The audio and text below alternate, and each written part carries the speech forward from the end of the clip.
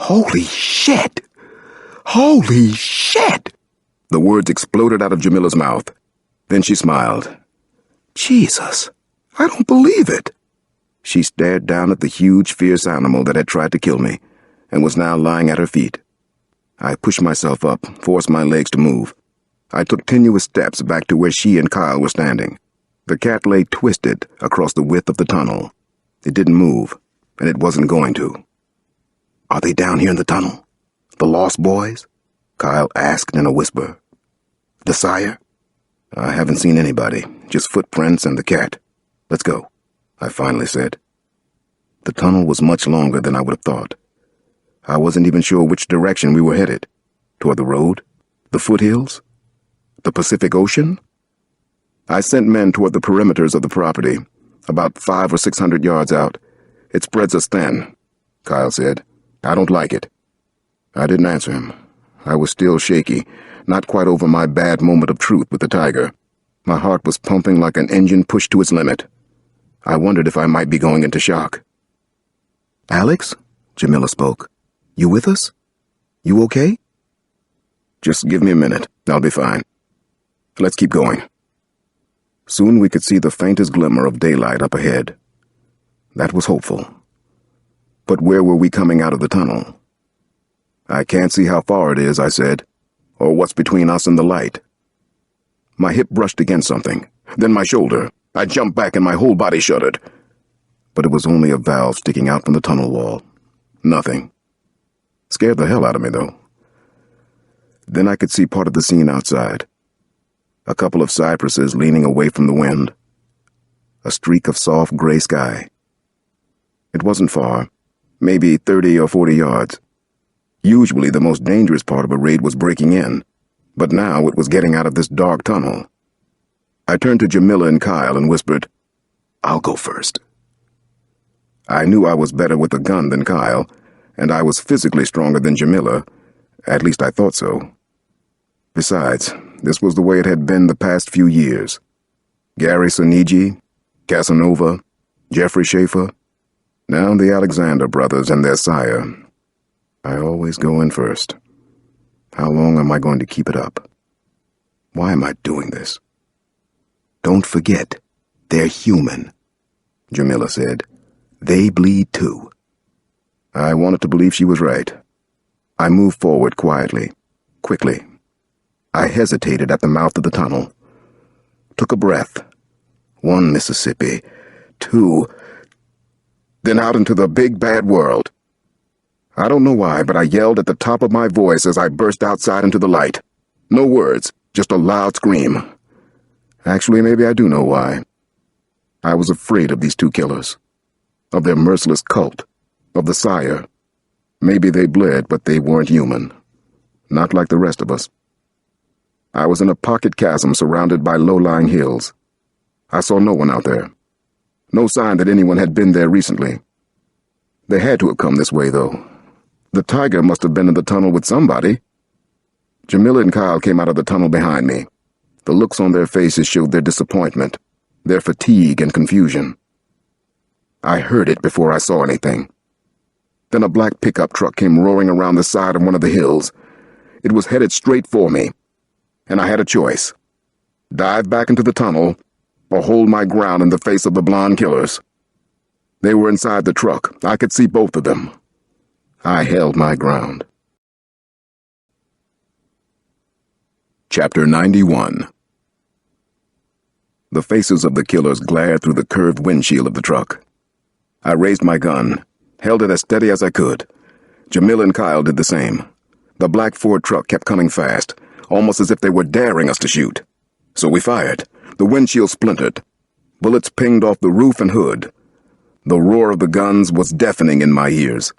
The acrid smell of cordite filled my nostrils. Suddenly the truck stopped, then shot into reverse. I kept shooting, trying to hit the driver as the target distanced itself. The vehicle backing away, veering left, then right, then left. I took off running up the hill, my legs heavy, as if my shoes held lead weights. I couldn't let them get away. We'd come too far, gotten too close. These two would kill again and again. They were madmen, monsters, and so was whoever had sent them on their mission. Jamila and Kyle were climbing up the steep grassy terrain a few steps behind me. The three of us seemed to be moving in slow motion. The pickup truck was weaving wildly, its rear end fishtailing. I was hoping, praying that it would flip as it climbed in reverse up the steep side of the hill. I heard the grinding of gears, and suddenly the truck flew forward. It was coming at us again, picking up speed. I went down on one knee, aimed carefully, and put 3 shots into the windshield. The glass was filled with bullet holes. "Alex, get out of the way!" Jamila shouted. "Alex, move it! Now! Alex!" The pickup kept coming. I didn't move away. I put a shot right where I figured the driver had to be. Then another. The big black truck was almost on top of me. I thought that I could feel heat from the engine.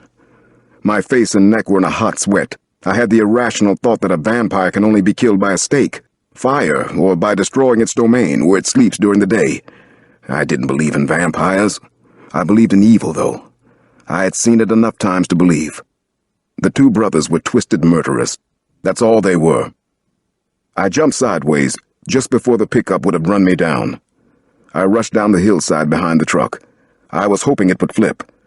And then it did. I felt like shouting. The truck bounced heavily on its side, then on its roof, then continued to roll over several times. Finally it stopped, resting on the driver's side, teetering slightly. Black smoke coiled up from the engine. No one got out at first. Then the younger brother climbed out. His face was streaked with blood and soot. He didn't speak, just glared at us. And then he roared like an animal. It seemed as if he had gone insane. "Don't make us shoot you," I shouted at him. He didn't seem to hear. He was in a blind rage. Michael Alexander wore long, sharp canine fangs, and they were bloody. His own blood? His eyes were red. "You shot William! You killed my brother!" he shrieked at us. "You murdered him! He was better than all of you!" Then he charged, and I couldn't bring myself to shoot. Michael Alexander was insane. He wasn't responsible anymore. He kept growling, frothing from the mouth. His eyes were wild, rolling in their sockets. Every muscle on his body was tightly flexed. I couldn't kill this tortured man-child. I braced myself to tackle him. I hoped I could bring him down. Then Kyle fired, once. The shot struck him where his nose had been just an instant before. A dark, bloody hole appeared at the center of his face. There was no surprise or shock, just sudden obliteration. Then he crumpled to the ground. There was no doubt he was dead. I had been wrong about Kyle. He could shoot. He was an expert, full of surprises. I needed to think about that, but not right now. Suddenly I heard another voice. It was coming from inside the pickup. Someone was trapped. William? Was the brother alive? I approached the overturned vehicle slowly, gun in hand. The engine was still smoking. I was afraid the truck might blow. I climbed onto the teetering wreck and managed to pull open the bent door. I saw William, shot to death, his face a sorry, bloody mask. Then I found myself staring into the angriest, most arrogant eyes. I recognized them immediately. It was almost impossible to shock me anymore, but this was another jolt. "So you're the one," I said. "You killed them, and you will be killed," a voice threatened. "You'll die. You will die, Cross." I was looking at Peter Weston, the vampire expert I'd met weeks before in Santa Barbara. He was cut up, injured, and bleeding, but he was in total control. Even with my gun aimed at his face, he was cool and superior, so confident. I remembered sitting across from him at the Davidson Library in Santa Barbara. He had told me he was a real vampire. I guess I believed him now. I finally found the right words. "You're the sire." Chapter 92. I tried a couple of sessions with the creepy and surreal Peter Weston that night in the jail at Santa Cruz. Kyle was attempting to get him transferred to the East Coast, but I doubted he would be successful. California wanted him. Weston wore a long-sleeved black velvet shirt and black leather pants. He was as pale as paper. Thin blue veins were visible under the translucent skin of his temples. His lips were full, and the pigment appeared redder than most people's. The sire almost didn't seem human, and I was pretty sure that was the effect he wanted to convey. It was emotionally disturbing and draining to be in the same room with him. Jamila and I had talked about it briefly, and we both felt the same thing. Weston had none of the usual qualities that we associate with humans: conscience, sociability, deep emotion, sympathy, empathy. His entire persona was that of the sire. He was a killer, a ghoul, a real-life bloodsucker. "I'm not going to try and scare you with interrogation room threats," I said in a low-key way. Weston appeared not to be listening, bored, indifferent, smart as hell. Actually, as the sire, he was an extraordinary person to encounter. Haughty, superior, intense, physically striking. He had the most piercing eyes. He put on an act for me in Santa Barbara, the harmless scholar with books about vampires to recommend. He cocked his head and stared intently into my eyes. Weston was looking for something. I couldn't tell what. I held his gaze, and that seemed to irritate him. "Fuck off," he snapped. "What is it?" I finally asked. "What's on your mind, Peter? Is it that I'm not worthy to question you now?" He smiled, and there was even a hint of warmth in it. He could be charming, I knew. I'd found that out in the library in Santa Barbara. "If I talked to you, if I told you everything that I feel and believe, you wouldn't understand," he said. "You would be even more lost and confused than you are now." "Try me," I said. He smiled again, but said nothing. "I know that you miss William and Michael. You don't show it, but you love them," I said. "I know that much about you. I know you feel things deeply." Then Peter Weston nodded, almost imperceptibly. The gesture was regal. He did miss William and Michael. I was right about that. He was sad that they were dead. He finally spoke again. "Yes, Detective Cross. I feel more deeply than you can begin to imagine. You have no idea. You have no clue how someone like me thinks." Then he was quiet again. The sire had nothing more to say. We mere mortals just wouldn't understand. I left him like that. It was over. Chapter 93. I was feeling partially relieved. Better, anyway. The murder case seemed to be solved, at least. Peter Weston was in jail.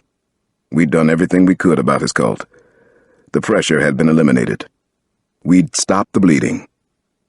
Jamila had left the previous night. We promised to keep in touch, and I knew we would. I was headed up to the airport that morning to catch a flight from San Francisco to D.C. I was going home, and that felt good. The details were still coming in, but I feared we would never know everything about the strange, murderous cult that had sprung up in California. It was usually that way in homicide. You never knew as much as you wanted to know.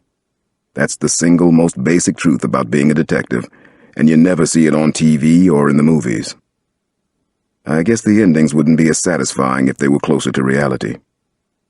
Peter Weston had met Daniel and Charles when they had played in Los Angeles. Weston already had his own followers in Santa Cruz and Santa Barbara, but he feigned allegiance until he felt he was strong enough to be the sire. Then he dispatched William and Michael Alexander to do his dirty work. Supposedly, there were followers in nearly 100 cities, especially now that the internet had brought us all so close together. Something was still bothering me. I couldn't figure out exactly what it was, but it troubled me all the way to San Francisco. It was eating me from the inside out. Fear and dread. But about what? There was a 45-minute layover.